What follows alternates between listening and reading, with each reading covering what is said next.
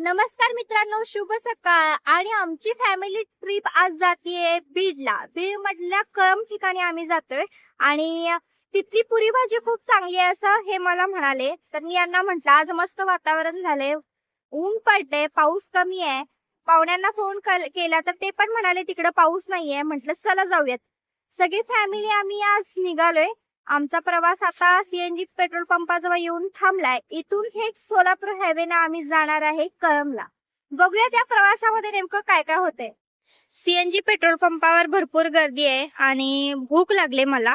तर आमचा प्लॅन आहे की आता सीएनजी भरायचं गाडीमध्ये आणि थेट जायचं नाश्त्याला.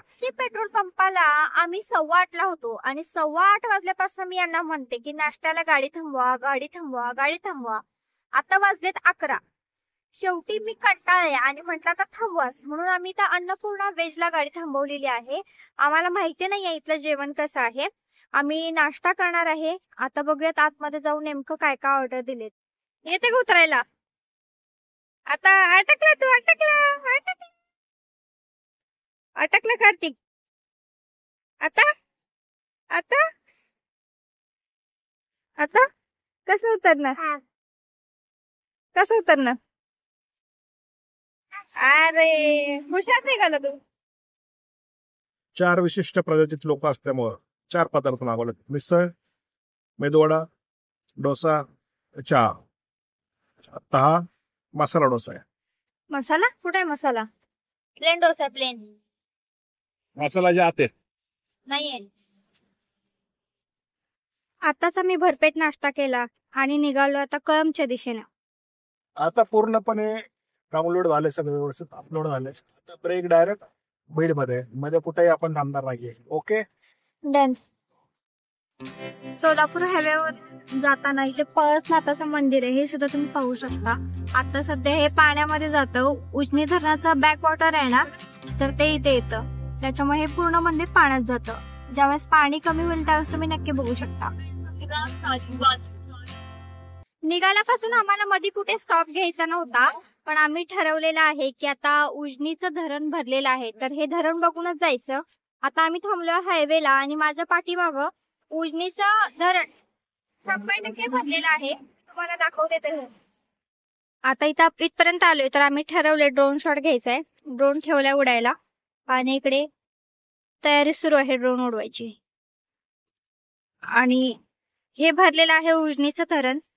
मस्त वाटते, एकदम गार असं वातावरण आहे. सगळीकडे हिरवं गार वातावरण आणि त्यामध्ये आमचा ड्रोन बाबा चाललेला आहे.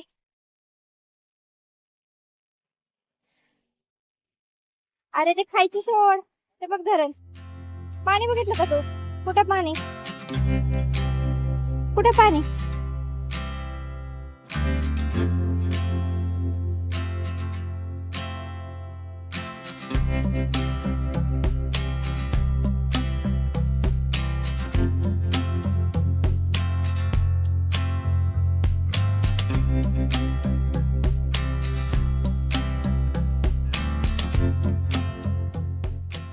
आता आम्ही पोहोचलोय कळंब मध्ये आणि कळंब हे यांच्या मामाचं गाव आहे. आणि तुम्ही माझ्या पाठीमागं बघू शकताय मस्तपैकी शेती आहे आणि ही आहे मुगाची शेती आणि या बाजूला आहे ऊसाची शेती. मस्त असं वातावरण आहे गावचं. आणि खरं सांगायचं झालं तर मला शहरांपेक्षा गावं जास्त आवडतात, मग ती महाराष्ट्रातलं कुठल्या पण कानाकोपऱ्यातली असो. आणि इथली मराठवाड्याची मला एक खास गोष्ट एक आवडते, ती म्हणजे इथं जी शेती केली जाते ती एकरामध्ये असते. म्हणजे बघितलं की बघितलंय, इथनं ते लांबपर्यंत सगळा नुसता पट्टाच्या पट्टा एकाच्या मालकीचा. पण तसं कोल्हापूरमध्ये दिसत नाही. तिकडच्या भागामध्ये तुकड्या तुकड्यांमध्ये शेती केली जाते, भरपूर तुकडे पडलेले असतात. तसं इथं नाही. एकदा बघितलं की लांब लचक शेती, भारी वाटते ते बघून. आणि मला खरंच खूप मस्त वाटतंय आज इथे येऊन. आणि माझ्यासोबत आहे आता बारक्या. तुला कसं वाटतंय रे? जातो का मम्मीच्या गावाला? लातूरला इथनं जवळ आहे. लातूरला जातो का? अरे देते ना पाठवून. सगळे म्हणतात तू बोलत नाही असले साधा भोळा वाटतो, पण हे असं अजिबात नाहीये. हा फक्त दिसायला साधा भोळा आहे, पण घरामध्ये ना लय मस्ती करतो. कॅमेऱ्याच्या समोर जरा लाजतो है ना.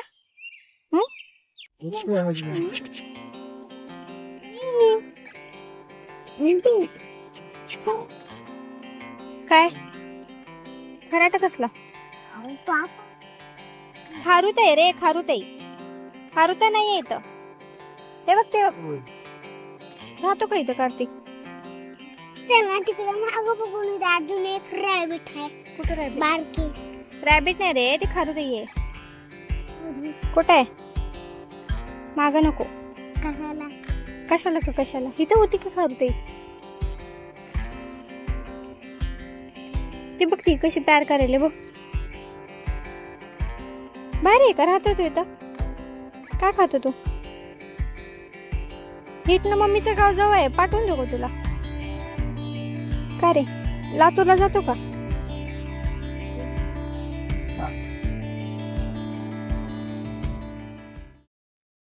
आओ, गावाकडे आल्या आल्या बाजूवर झोपताय का? कसं वाटतंय? मस्त मस्त कावे वाढायला लागलं. मस्त आहे. आणि कावळे वाढायला लागलेत काय? जागा चांगली आहे पण काय कावळ्यांचा आवाज येतोय. तर काय तिकडे तुमचे मित्र 2 आहेत.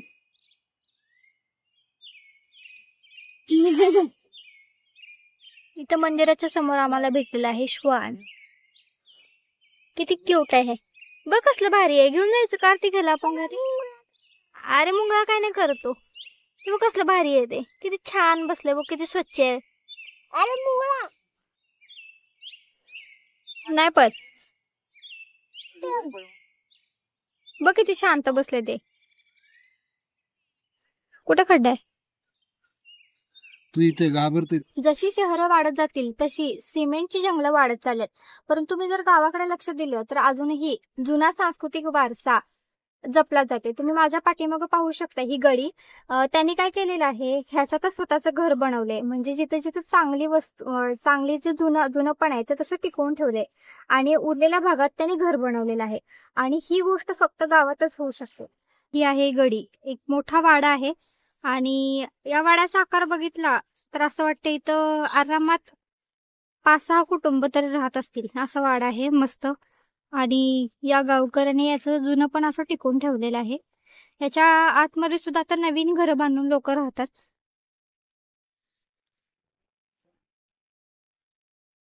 जुन्या आठवणी, जुनं पण हे गावातच टिकून राहतं. याचं एक उत्तम उदाहरण आहे हे. म्हणजे हे घर, याचा दरवाजा, याची ठेवण, याच्यावरचं कोरीव काम खूप छान आहे.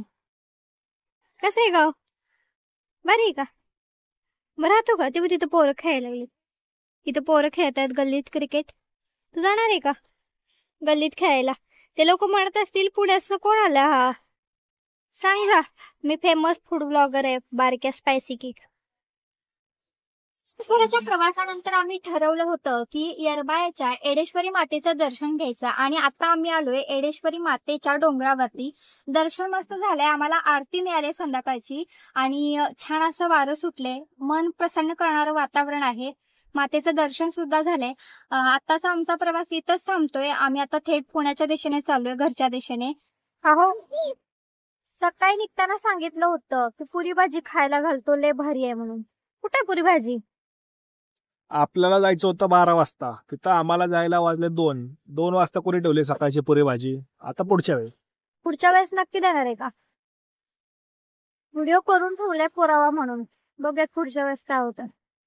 दिवसभराचा प्रवास करून खूप कंटाळा आलेला आहे. त्यामुळे आता जेवणार आणि मस्तपैकी गाडीमध्ये एक झोप घेणार आहे. आम्हाला जायला जवळजवळ 2 ते 3 वाजतील पुण्यामध्ये. त्यामुळे आताच्या व्हिडिओचा शेवट मी इथंच करते.